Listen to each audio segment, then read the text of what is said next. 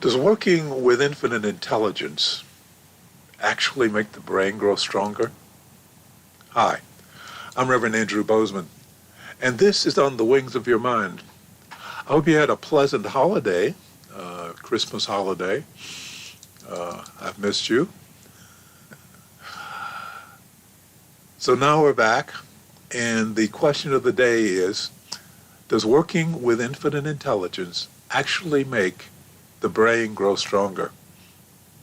Now, in past programs, I've discussed the negative effects of unforgiveness and other negative states of mind. I told you how unforgiveness, resentment, anger, shame, guilt, and blame create stress within the body. And when those negative states are maintained on an ongoing basis, they create something called chronic stress, which can generate a chemical bath within the body that can have a destructive effect upon the body as well as on the brain and consequently the mind. Please click on the thumbs up button below, and if you haven't already done so, please choose to subscribe. Remember, I would love to have your comments, thoughts, questions. You can use the chat box on the right or the comment section below if this is in replay. But I would love to hear from you. So thank you. Now, I was delighted to see recently, a couple of days ago, how the brilliant creative minds at Pixar movies illustrated the way negative thoughts affect us. It was in their latest movie called Soul.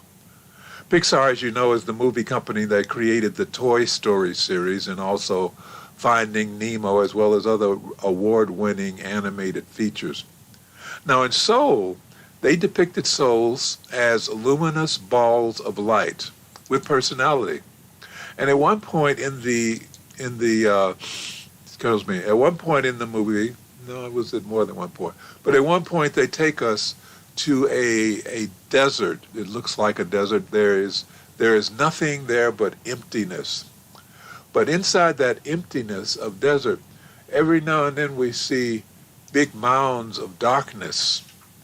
And as it turns out, those big mounds of darkness were not hills, but they were actually lost souls who were completely buried in the dense clusters of negative thoughts like, I'm not worthy, or I'm not good enough, or it's all my fault, or I'm a loser, or I was mistreated, I'm so stupid, I was always treated badly.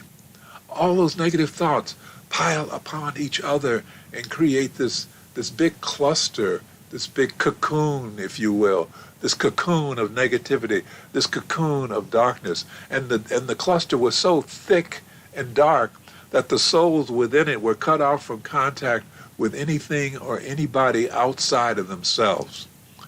And it was almost impossible to break through to them. It was a brilliant illustration of what negative thinking can do to a person. Now, what that movie didn't do was it didn't tell us what negative thinking like that can do to our brains. For that information, we have to go to scientific research in brain science.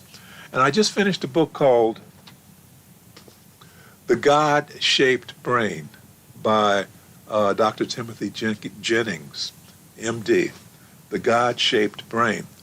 Now, admittedly, in that book by Dr. Jennings, he focuses very heavily on the Christian perspective. So when he talks about effects on the human brain, he always ties it back to Jesus and the Christian point of view. So for non-Christians, you might have trouble with the book because it's so heavy in that realm. But his explorations of scientific brain research are really very powerful. They're very valuable and informative. So that's what I want to share with you. Now, one of the things he shares in this book is that the chronic stress that results from the continuous negative thinking actually causes the destruction of brain cells. Actually destroying brain cells. You see, when you're thinking positive thoughts and feeling positive emotions,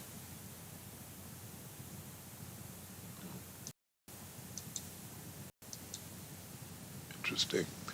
In feeling positive emotions, what happens, is that the brain, that section of the brain, the part of the brain where you solve problems and analyze information and get ideas, that part of the brain, which is the biggest part of the brain, is actually being fed energy because it's being used. It's being nurtured. It's being enlarged. It's being strengthened by the fact that you're using that part of the brain for all these good and positive thoughts and emotions. And the effect is that they continue to grow, that they get stronger. On the other hand, when you're thinking negative thoughts, what happens is you create a sense of stress. It's actually a stressor to be thinking in that negative context. So what happens when you're thinking in a negative context and you create that stress and you continue with that negative context, I'm not good enough, or I'm fearful, or I'm angry, or I'm shamed, or I'm blaming somebody else for this or that, or I'm never being treated. Well, what that does is that creates stress in the body, and it creates a form of chronic stress. Now, when your body goes into stress in the first place, what it does is it prepares. It's called the fight or flight syndrome. I've added one to that, which is called freeze. It's the fight, flight, or freeze syndrome.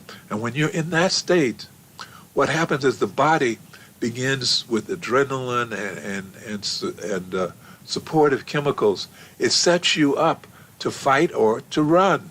It begins to feed the muscles and strengthen the muscles so that they're ready to function, so that they're ready to respond. And at the same time, it turns off everything else. That's the problem. It turns off everything else. It turns off your ability to analyze. It turns off your ability to be creative. It turns off your ability to express joy and to experience joy. It turns off your ability to express love and feel love, because those things are not essential for the sake of survival. Those things are a distraction from your ability to fight or run, or freeze for that matter. So the end effect of that, when you're in that mode, is that because your brain is not using those positive effects, the frontal cortex, which is analyzing and making judgments and creating and thinking and all that, because you're not using those parts of the brain, what begins to happen is they go to sleep. And when they go to sleep, they begin to die from the fact that they're not being used. You've heard the term, if you don't use it or lose it. Use it or lose it, okay. So if you're not using it, you're going to lose it. And so what happens is it goes to sleep, it's not being used, and what the body does, the brain does, is its maintenance, it's cleaning things up, is that it will begin to kill those cells, those neurons that is not using, and wipe them out. Clear it out. Your good cells, your good brain cells, they're dying if you don't use them.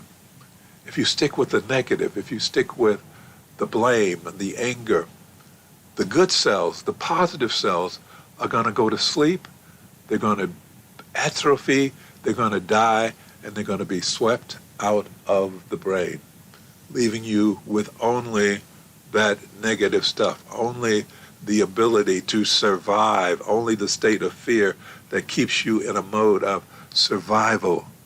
That's all, survival. It shuts off all the other sections, and you are in a state of survival all the time. And that cuts you off. That cuts you off from being able to open yourself to infinite intelligence. That cuts you off from being able to experience joy and love and creativity and accomplishment and analyze it and good judgment. It cuts you off from all that because you're in a state of survival, narrow survival. And those cells that you don't need for survival begin to die away. Use it or lose it. So, that's what happens when you cut yourself off from infinite intelligence. Infinite intelligence is always there. It's always waiting for you to open up and to experience all that it has to give you. All the joy, all the love, all the expressiveness, all the wonder. It's all there. Infinite intelligence is there, and it's waiting for you to give to you all that is so wonderfully there. But it can't do that unless you open up. And it can't do that if you're in this narrow state of survival because you're in fear or you're in anger or you're in survival mode. So that's what happens physically to the brain. When you're in survival mode, when you're in the negative mode, when you're in anger and blame and shame and guilt, negativity, unforgiveness, when you're in that mode, you have no ability to be in touch with infinite intelligence and all it has to offer. So that's the physical part. But we're more than just physical. We're spirits in a human body. So what else do we have to deal with? Well, we're in a vibratory universe. We are vibrating beings, and there is so much more to us than just the fact that we have a brain and a body. But that's another story. You want to talk about it tomorrow? I look forward to it tomorrow. But in the meantime, let's close with prayer.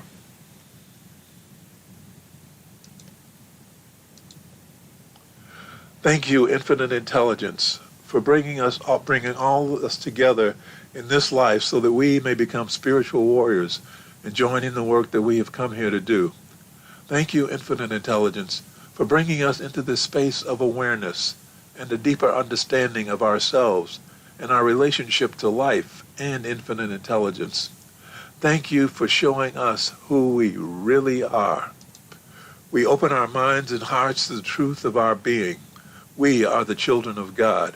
We are individualized expressions of infinite intelligence. And because we are part of the greater whole, we are beginning to understand our value to the continuity of life on this planet. And as we become channels of your power, infinite intelligence, we can feel your presence within ourselves and within our lives more and more. And we know that as we feel your presence within our lives every day, we will rise because we are no longer cut off from you by being immersed in the darkness of fear, anger, and the pain of unforgiveness. So we are now restoring our connection through the grace of forgiveness, knowing that as we learn to forgive ourselves for the pain that we have caused to ourselves, and if we learn to forgive those who have inflicted pain upon us, our connections will grow stronger, and our lives will grow happier, healthier, and more prosperous. And for this, we are truly grateful. As above, so below. As within, so without. And so it is. Amen. Thank you. Thank you for watching. It's been a pleasure having you here. If you haven't already done so, please click on the thumbs up button below the screen. I would love to hear your comments, by the way. So if you haven't left them there, you can leave them below the screen if you're replaying in the comments section. If you haven't already done so, please choose to subscribe. So, I am Reverend Andrew Bozeman. I look forward to seeing you tomorrow when we discuss the higher aspects of dealing with the working with infinite intelligence and how it affects your brain. And this has been On the Wings of Your Mind.